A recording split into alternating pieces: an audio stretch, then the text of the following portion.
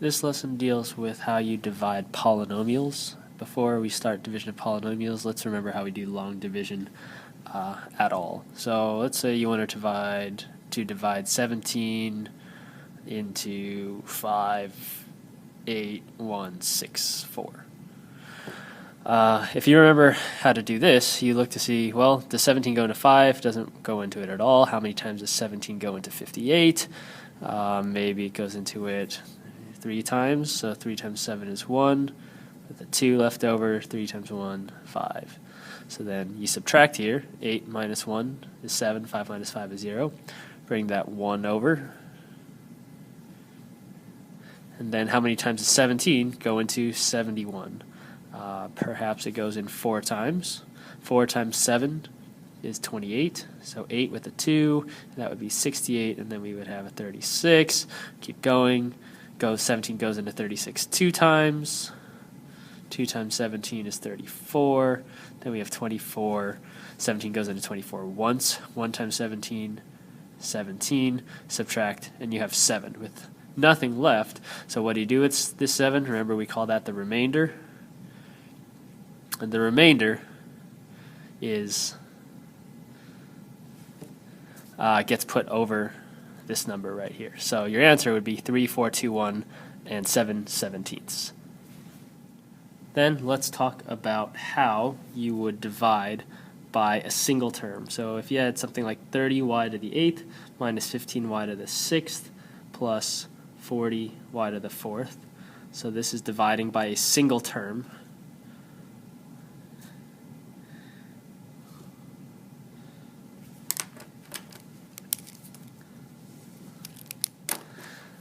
If this is all divided by 5y to the 4th, well, how do we do that? Remember that fractions can be kind of distributed. So this denominator here, you can split up this entire fraction and say this is the same thing as 30y to the 8th over 5y to the 4th minus 15y to the 6th over 5y to the 4th plus 40y to the 4th over 5y to the 4th.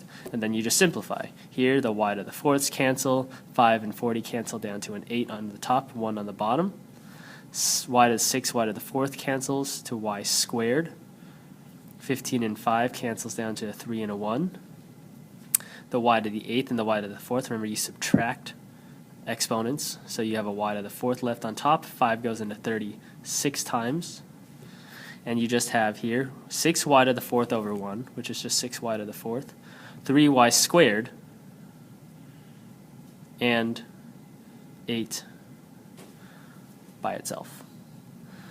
So dividing by a single term, you just take that single term, put it under each thing you're dividing by, simplify, and you get your answer here. Then we get to a slightly more difficult topic, which is dividing by an entire polynomial.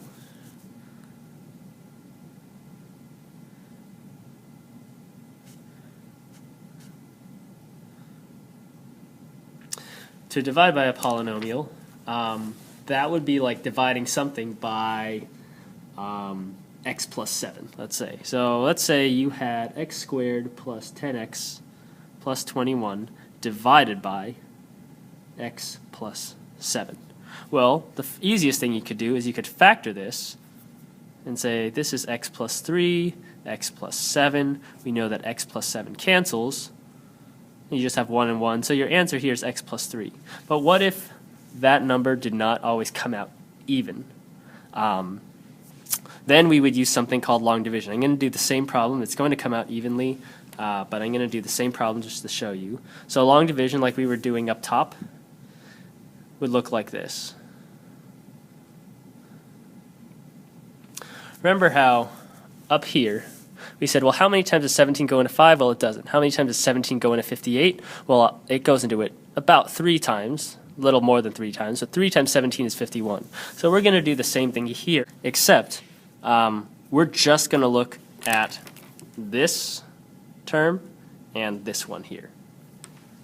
So how many times does x go into x squared? Like what times x equals x squared? X does. So if I have this x here, then I'm going to pretend just like I did up here where I multiplied the 3 times the entire 17 to get a 51, and then I subtracted, brought the next number down, I'm going to do the same thing. X times x is x squared. X times 7 is 7x. You see that? And remember, you subtract to go down. So once you subtract, x squared minus x squared is 0. 10x minus 7x is 3x. What did we do next? We bring the next term down. Then we say again, how many times does x go into 3x? It goes into it 3 times. So 3, if I multiplied 3 times x, I get 3x. 3 times 7, I get 21 with a remainder of 0. So that is my answer, x plus 3, which we figured out a lot earlier on. X plus 3 is equal to x squared plus 10x plus 21 divided by x plus 7. So let's try something that's actually going to not go in so evenly. It's a little difficult to divide this. Remember that you can try factoring by grouping. Grouping doesn't look like it's going to work, so let's try long division again. So what do? How many times does y go into y cubed? Remember, we're just looking at this one first. Y times what equals y cubed? Y times y squared equals y cubed. So I multiply y squared times both to get y cubed minus 2y squared. And then what do? Subtract. Negative 4y minus a negative, so that makes it positive, gives me a negative 2y squared. Then I look here. How many times now does y go into negative 2y squared? Well, it goes in negative 2y times. Negative 2y times y is negative 2y squared. And negative 2y times negative 2 is plus 4y. Now this doesn't have anything next to it yet, but remember that we needed to bring this one down. And again, we subtract. The whole point was to eliminate this, so negative 2y squared minus a negative, that's going to make a 0. 3y minus 4y is a negative y. And then we have a negative 6 that gets brought down here. Finally, how many times does y minus 2 go into negative y? It goes in negative 1 times. So negative 1 times y is negative y. Negative 1 times negative 2 is a positive 2. We subtract.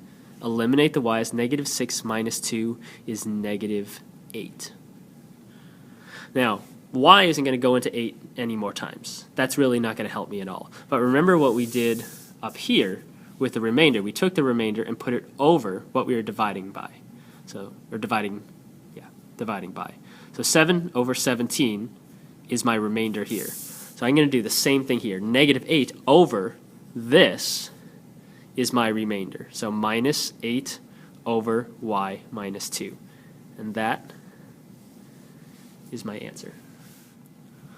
So to sum up, to divide polynomials, divide by a polynomial, first you need to make sure that your terms are in descending order, so y cubed, y squared, y, and a 6. You just need to make sure that those are in order, otherwise this isn't going to come out so nicely. So 1, you want to arrange your terms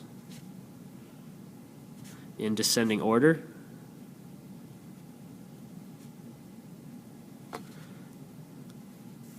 Second, if you're missing a term, like if you have a y cubed, there was no y squared, and a 3y, you should leave a space for that. Like if there was no y squared here, you would just leave a space here, like a 0, and then nothing would come down, and you would just kind of subtract. So for any missing terms,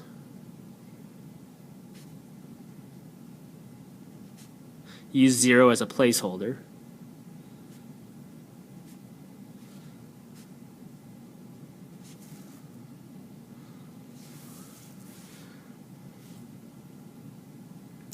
And then 3,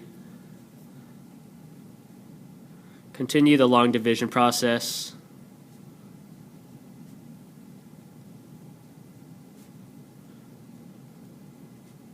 And put the remainder